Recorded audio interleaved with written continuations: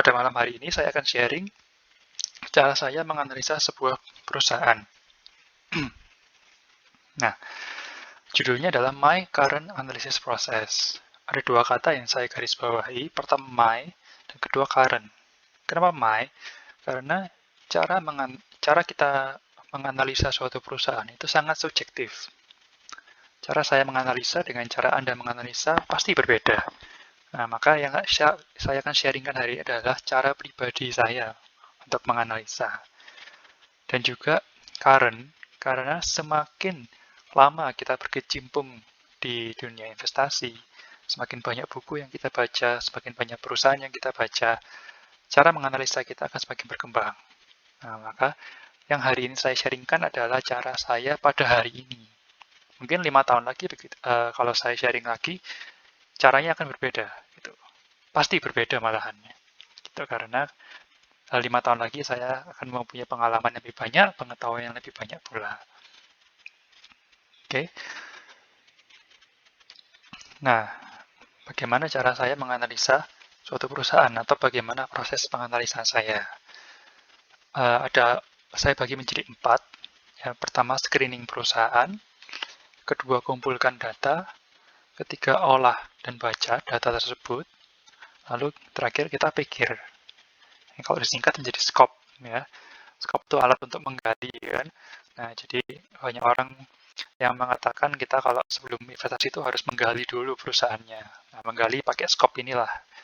Cara-cara, nah yang saya sharingkan adalah cara-cara menganalisanya itu seperti apa. Tuh.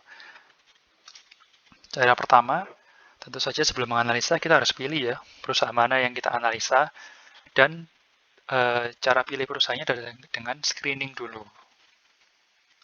Nah, cara-cara screening yang akan saya bagikan ini sudah saya urutkan dari yang paling saya rekomendasikan sampai ke yang tidak saya rekomendasikan. Tuh. Nah, cara pertama yang saya sangat rekomendasikan adalah perusahaan yang Anda familiar. Anda familiar tuh bisa jadi Anda kerja di sana, itu lebih bagus lagi.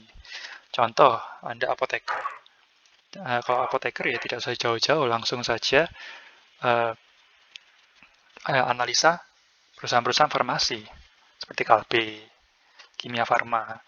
Kalau Anda bekerja apalagi kalau Anda bekerja di Kalbe atau Kimia Farma ya analisa saja perusahaan itu. Dengan bekerja di situ, Anda memiliki pengetahuan yang jauh lebih banyak dibandingkan orang-orang yang berada di luar. Gunakan itu sebagai advantage Anda. Kedua, industri yang familiar. Contoh, kita memang tidak bekerja di Pakuan atau Ciputra, tapi kita bekerja sebagai agen properti, misalnya di Era, Xavier Marks, atau lain-lain. Nah, Anda pasti sangat familiar dengan industri properti. Jadi kalau kita bekerja sebagai agen, maka analisalah perusahaan-perusahaan properti, karena kita semua pasti tahu Pakuan itu seperti apa, propertinya Ciputra seperti apa, properti Lipo Cikarang seperti apa. Lalu kedua, perusahaan yang Anda suka. Itu. Ya, contohnya kalau Anda suka ngerokok, Anda pasti kurang lebih tahu produknya Gudang Garam, produknya Sampurna, produknya Wismilak itu seperti apa. Dan advantage kalau Anda suka dengan produknya, suka dengan perusahaannya, itu Anda akan menganalisa dengan lebih menyenangkan. Gitu. Bayangkan kalau sekarang ada orang, kamu analisa lah Garuda Indonesia. Gitu. Waduh, saya nggak ngerti apa-apa tentang pesawat, saya nggak suka juga naik Garuda, mahal, dan juga saya dengar beritanya itu jelek-jelek, itu males banget saya analisa. Gitu. Sedangkan kalau Anda suka merokok, setidaknya Anda lebih mudah menganalisa perusahaan-perusahaan yang menjual rokok. Nah, lalu bagaimana kalau Anda itu bernasib dengan saya? Ya, saya itu punya perusahaan di bidang distribusi spare part motor. Nah, lalu saya juga suka hobinya itu nonton film, main game. Ya. Jadi saya bekerja di industri, tidak ada di IDX, hanya ada auto, itu pun berbeda dengan apa yang saya kerjakan. Lalu hobi saya juga nggak ada. Saya kalau mau analisa misalnya CD Projekt atau Electronic Arts itu harus ke US, di Indonesia kan nggak ada. Nah, atau perusahaan Industri film juga tidak ada di Indonesia. Gitu. Bagaimana? Nah, pilihlah perusahaan yang dalam tanda kutip gampang. Perusahaan gampang itu gini. Anda tidak usah baca laporan keuangannya atau laporan tahunannya. Anda sudah tahu kira-kira perusahaannya itu seperti apa. Nah, itu yang saya maksud perusahaan gampang. Contoh, Indomie.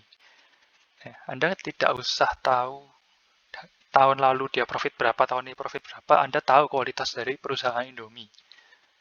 Gitu kan? Matahari juga. Anda tahulah kira-kira department store yang paling sukses di Indonesia itu siapa.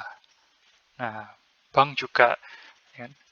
Anda semua orang 10 orang yang tidak pernah baca laporan keuangan, kalau ditanya bank terbaik di Indonesia, saya rasa setidaknya 8 dari 10 jawabannya adalah BCA. Ini bukan bank lain. Nah, ini perusahaan-perusahaan yang sangat mudah, yang ketika Anda baca laporan keuangannya, Anda sudah punya gambaran lah perusahaannya itu seperti apa. Gitu. Nah, lalu ada namanya filter secara kualitatif. Apa ini maksudnya? Contoh, saya itu ngefans banget dengan Bapak Haris Sanusi, pemilik dari Kino. Saya sudah nonton interviewnya, saya baca artikel tentang beliau, dan saya sangat suka dengan orangnya. Nah, Bapak Haris Sanusi adalah pemilik dari Kino, PT Kino Indonesia. Maka saya langsung saja analisa perusahaannya. Gitu. Kalau kita suka dengan orang atau manajemen tersebut, tentu saja ada kemungkinan kita juga suka dengan perusahaan di tempat dia bekerja. Ya, seperti kalau Anda suka Bill Gates, Anda coba baca Microsoft. Kalau Anda suka Bapak Jahja Atmaja, bisa analisa BCA. Tuh. Lalu ada juga filter dari teman. Nah, dari perkataan teman Anda. Yang saya maksud bukan tiba-tiba teman Anda bilang, beli Arto hari ini, gitu, besok naik. Enggak, bukan perkataan seperti itu yang saya maksud.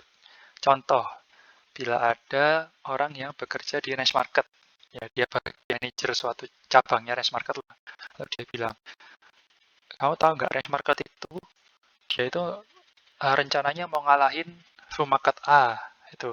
Terus dia itu mau menjalankan ini. Nah, lalu bosnya itu baik sekali, tiap hari loh bisa ngecek saya, tanya bagaimana kabarnya, gitu. Nah, informasi-informasi seperti ini kalau Anda dapat dari teman yang bisa Anda percaya, itu sangat berguna untuk menganalisa perusahaan. Ya kan?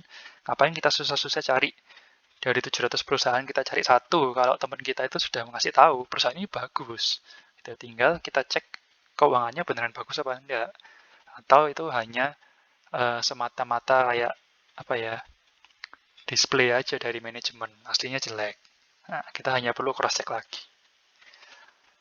Nah, lalu ini ada satu langkah yang sebenarnya sangat saya rekomendasikan, tapi saya pribadi sangat tidak suka melakukannya, yaitu menganalisa perusahaan yang perlu dianalisa. Apa maksudnya perlu? Contoh, saya menganalisa perusahaan multi bintang, yaitu produsennya bir bintang. Perusahaan ini adalah salah satu perusahaan yang terbaik di Indonesia. ROE-nya tinggi, dividennya tinggi, lalu profit marginnya juga tinggi, manajemennya sangat bagus dari Heineken, dan seterusnya, dan seterusnya. Tapi kalau saya hanya menganalisa bintang, tentu saja tidak baik. Saya harus menganalisa setidaknya satu kompetitornya. Dan di Indonesia, kompetitor yang publik hanya ada Anchor. Anchor atau perusahaan Delta Jakarta. Saya suka tidak suka harus baca laporan keuangannya Anchor untuk dibandingkan dengan bintang. Gitu. Dan ya kebetulan di sini perusahaan Anchor kualitasnya jauh di bawah bir bintang. Jadi saya cukup berat ya untuk menganalisa perusahaan Delta setelah melihat laporannya bintang. Tapi ya saya harus memaksakan diri untuk menganalisa supaya analisa saya tentang bintang itu lebih lengkap. Nah, yang terakhir adalah filter kuantitatif. Ini adalah cara yang paling sering dilakukan oleh orang-orang. Namun saya paling tidak rekomendasikan. Maksudnya filter kuantitatif adalah kita buka aplikasi saham kita, ya kan, lalu masukkan filter-filter berdasarkan angka, hanya angka. Contoh, ROE 3 tahun terakhir 10%, dividen payout 100%, net profit margin 20%, atau 52 weeks low price, MA10, MA20, filter apapun lah yang Anda itu hanya masukkan angka-angka saja. Kenapa saya tidak rekomendasikan? Begitu Anda memakai filter ini, Anda akan menghilangkan banyak sekali perusahaan yang sebenarnya itu bagus, tapi tidak masuk ke filter Anda. Tidak semua perusahaan yang memiliki ROI tinggi atau PI-nya rendah, PBV rendah itu adalah perusahaan bagus atau perusahaan murah. Ada perusahaan yang secara angka itu sebenarnya tidak bagus, tapi begitu kita lihat dan kita pahami bisnisnya, ternyata perusahaan ini sangat-sangat bagus. Atau contoh yang sering lagi, perusahaan ini tahun ini itu sedang mengalami masalah. Contohnya kita bisa bilang perusahaan batu bara lah tahun lalu, atau ya tahun lalu itu sudah mengalami masalah itu, dan batu bara waktu itu rendah. Anda kalau pakai filter, perusahaan batu bara itu hilang semua langsung. Ya kan? Padahal kalau kita lihat pada saat harga batu bara itu sedang naik, perusahaan ini menjadi bagus dahulu.